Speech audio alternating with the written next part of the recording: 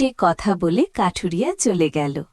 এইদিকে কিউট টিয়া মনে দুঃখ নিয়ে দূরে এক জঙ্গলে আরও একটি সুন্দর বাসা বাঁধল। একদিন টিয়া পাখি খাবারের খোঁজে যেতে যেতে দেখল একটি রাজকুমার। রাজকুমার বসে কাঁদতেছে।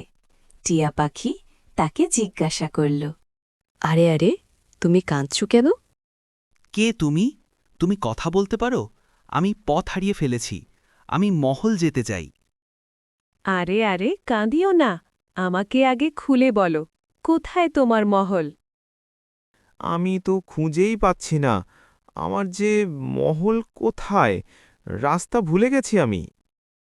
ওহো, চিন্তা করিও না, চলো তুমি আমার বাসায় গিয়ে বাসো, আমি তোমার রাস্তা খুঁজে দিচ্ছি, কাদার দরকার নেই।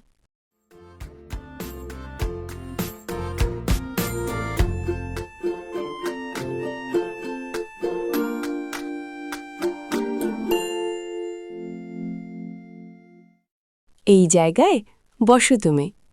তুমি আমার বাবাকে এনে দাও না, টিয়া ভাই। এখানে তুমি বসে থাকো, আমি তোমার রাস্তার খোঁজে যাচ্ছি, দেখি কাউকে পাওয়া যায় কিনা। দেখে শুনি যেও, আর তাড়াতাড়ি ফিরে আসো। ঠিক আছে, চিন্তা করিও না, তোমার মহল খুঁজে তারপরেই আসব। আরে আরে, রাজকুমার বলে কে জানি ডাকতেছে, দেখি তো গিয়ে। এই যে ভাই, কাকে খুঁজছেন আপনি? এই যে ভাই, কাকে খুঁজছেন আপনি? এই যে টিয়া বোন, আমাকে ডিস্টার্ব করিও না, রাজকুমারকে খুঁজে পাচ্ছি না। আরে, আমি তো তোমাকে তাই বলতে চাচ্ছি, রাজকুমার তো আমার কাছে, সে পথ ভুলে গিয়েছিল। তুমি কি ঠিক বলতেছ বোন? আজকে রাজকুমারকে না পেলে মহারাজ আমাকে যে কি করত। তোমাকে অনেক ধন্যবাদ বোন। চলো তোমার বাসার দিকে যাই। আচ্ছা, ঠিক আছে, চলো।